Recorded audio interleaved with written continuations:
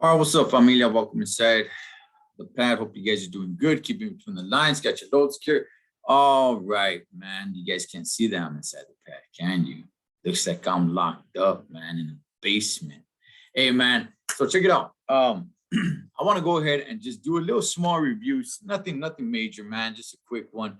My sons and I, we went to go watch the movie Black Phone. All right. And I kind of want to do a little review. Now, I didn't really hear many people talking about this movie, but for some reason or another, it was on my radar. You know, my sons were talking about it. I was talking about it, but I didn't really hear anybody else talking about it. I didn't hear anybody else say like, oh man, I can't wait for this movie. One reason or another, it caught my attention. I saw the trailers to it and I was like, okay, man, I do want to go see this movie in theater. There's not many movies that I get up to go watch in the movie theater. But for one reason or another, this one caught my attention. It looked really good, and the early reviews of it was pretty good. So I'm like, okay, let's go do it. Let's go watch it. So my sons and I, we went to go check it out. So let me just go ahead and tell you guys what I saw. Okay. Well, first of all, one thing that I didn't know from the movie takes place in the 70s. Okay, it takes place in the 70s. It says what year, but I can't remember off the top of my head. I like 73, 74. It takes place in the 70s. All right. Somewhere around man, I hope I'm getting this right. See, I don't even got the information in front of me. Man. Somewhere around like the Denver area or something like that. Okay. Yeah, it's around the Denver area. So probably like out in the outskirts suburbs or whatever. But yeah, it takes place in the 70s. And you could go ahead and tell and see all that, man, the cars and everything, everything that's going on back then. It was kind of refreshing to see something like that. So, man, out of all the characters, there's only, one major, movie star, which is Ethan Hawke, right? He's the guy that you see right there in the background. He's the main villain. And what's crazy about it is that now there's other actors in the movie where you're like, oh yeah, I seen this guy on this or I seen her on that, but no like real major actors. I think Ethan Hawke is the biggest actor in the movie. But that being said, I don't know if they did this on purpose or what. You never really get to see a good look at Ethan Hawke. Okay. Most of the time, this is the way you see him right here, like you see in the background with the mask. Is there a time that he has the mask off? Yes, but you never really get like a great close up and see his face, right? At the end of the movie, when things are going down, yeah, you do kind of see his face right there. But outside of that, right now, I'm not doing any spoilers here. We all know that he kidnaps a kid, and that's his gig. He goes around kidnapping people. There's kids being coming up missing around the town. You see it all posted up and everything, missing, and you do get to see some of these kids. Right, the main kid that's supposed to be the main star of the movie, he's not the only one that you get to know that ends up going missing. You get to know some of the other kids a little bit, not much, but you get to see some of the other kids, and then Vato's missing, right? I'm trying to think, man, to the best of my knowledge, I can't remember exactly, but I think it was all boys that he was kidnapping. Maybe there was a little girl in there that I don't quite remember. You know what? There is a little girl in there. There is. Okay. Yeah. So he's going after all kids, man. It is a pretty crazy movie. I will tell you that, man. I enjoyed the heck out of it. So the main character, right? The kid. Basically, man, he's a kid that doesn't stand up for himself. He gets bullied. He has a great relationship with his little sister, who's probably about a year, maybe like 2 years younger than he is. which I'll get to the little sister in a bit. They're in a broken home. You get a little bit of the backstory. They live with their dad, who looks like he's suffering, looks like he's suffering from alcohol addiction, right? It looks like he's an alcoholic, man. And the whole backstory to that is that his wife, which is the mom of the kids, committed suicide because she was, getting these dreams, these visions, apparently, right? But you never get to see her or anything like that. There's just a quick little backstory on it, and but it brings meaning to the movie because of what happens with the little sister. Like I said, Ethan Hawke, you never really get to see his face clearly. I thought that was brilliant.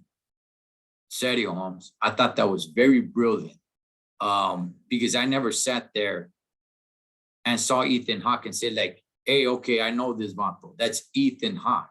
As a matter of fact, I know him more than any of these other actors on here. That never happened because I never got to see his face like that, right?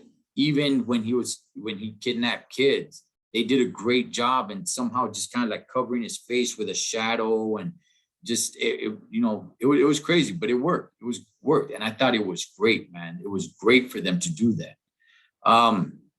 So yeah, the kid, he has a great relationship with his little sister. That's his best friend, and it's odd because usually when you see movies that have brother and sister, a lot of times there's rivalry right there. A lot of times they don't get along with each other. A lot of times they're their worst enemy in a loving way. Not to say that they want to kill each other, like literally, right?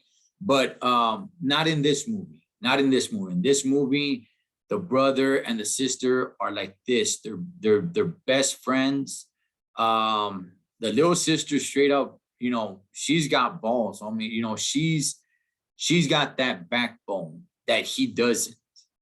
He's, like I said, he gets bullied and everything, and she tries to back him up as much as she can. And this is his little sister.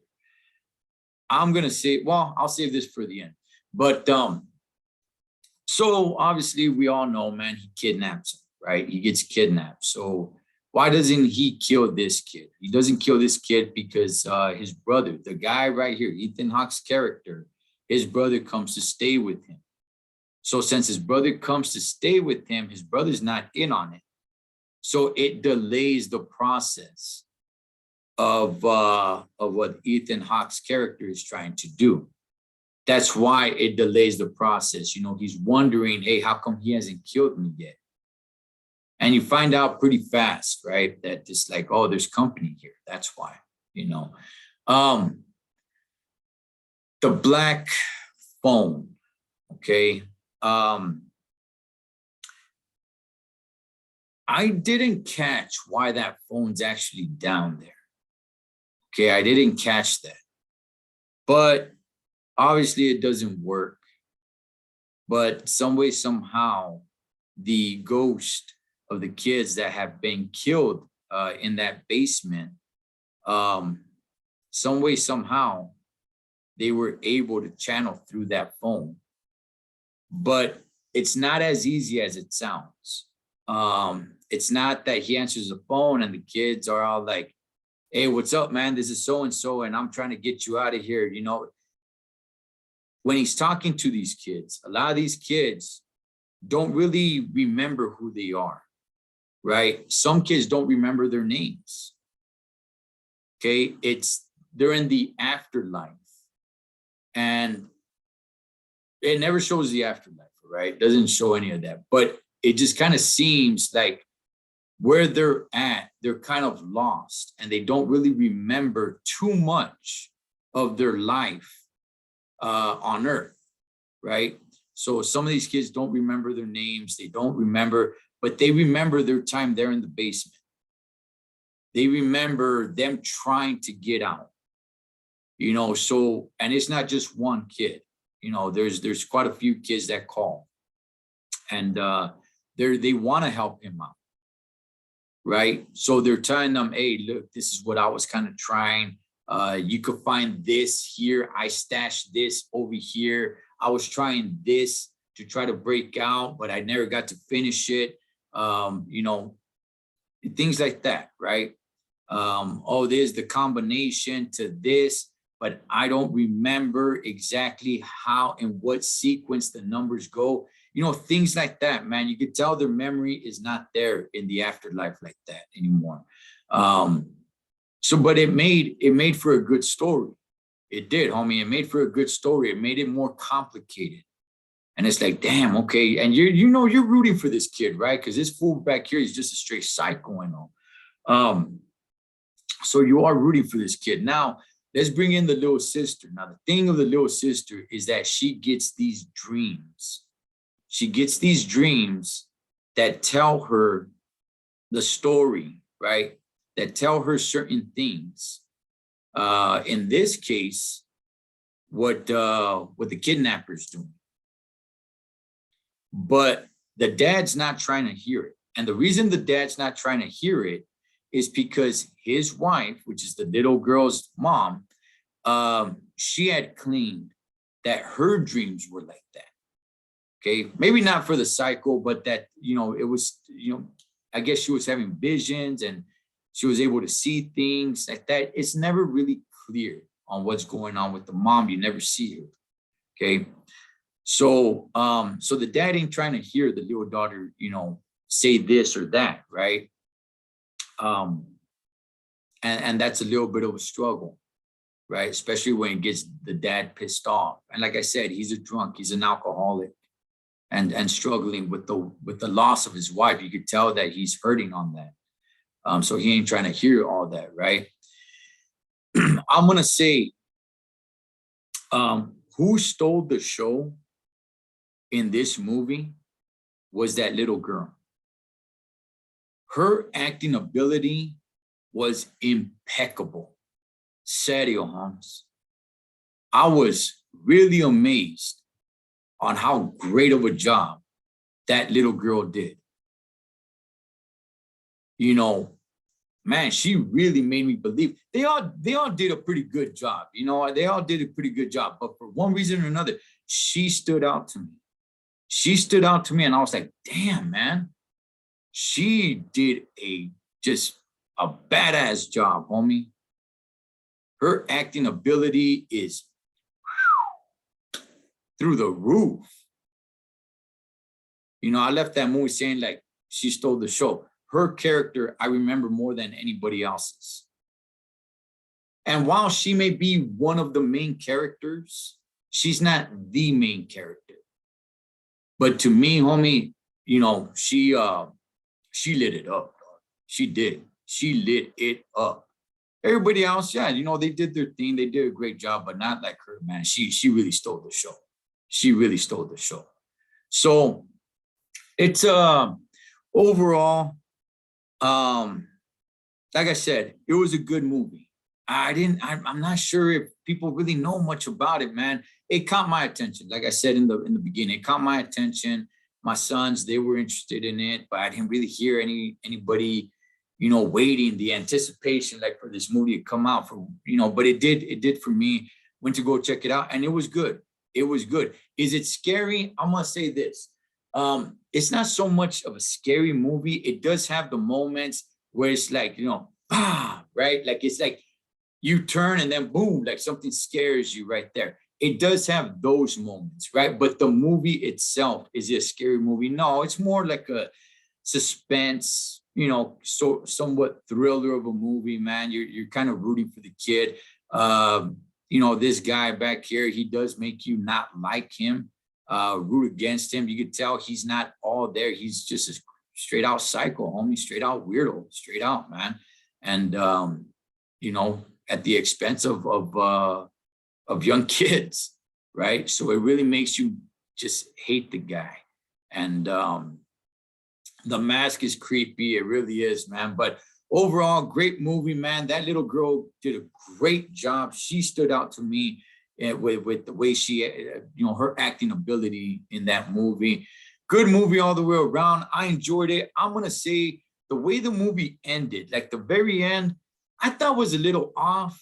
That's probably the only thing that I could find more things to critique, but the end of the movie to me was a little bit like, I expected something different. It kind of ends a little bit too fast, right? There's not much going on, and I didn't really like how it ended. I'm like, okay, like that's how you're gonna end it, like with a smirk like that, and boom. I didn't really like how it ended. The movie, look, it doesn't waste too much time. It gets right into the movie. It captured me, man. The story from beginning to end had me. Again, the ending I didn't really like too much. I'm talking about the very, very ending. But the story's good. It's a good story. I enjoyed it. I didn't sit there and say, like, come on, man, let's get to some of this, some of the good stuff, man. Let's get to it. No, it did a great job in explaining, man, and kept me interested all the way through and through. So do you have to go watch in the movie theater? I wonder with this, do you have to go watch in the movie theater? No, you don't have to. Okay, it's not like a must watch in theaters. Nah, you don't have to go watch in the movie theater, but I do recommend watching it. I do recommend watching it. If you want to wait till you could watch it at home, that's cool. That's freedom, man. You want to do the whole scary night thing, on a nighttime, turn off the lights and, freak yourself out. Do what all you freaking crazy mofos do, man.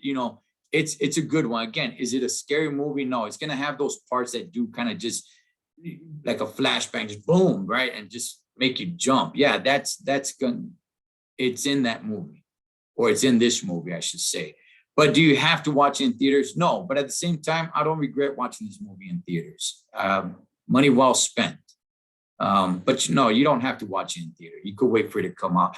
But I do recommend watching Black Phone. So I'll leave you guys with that. All right, go ahead, check it out, man. Make some time, watch this movie. I'm not gonna say it's great, but it's good. Definitely worth the time giving it a little look-see. As always, live your life like you're on the road. Be aware of your surroundings and always keep a safe distance. Blood makes you dead, but loyalty makes you family. So next time, there's that Thecholotrucker. Over and out.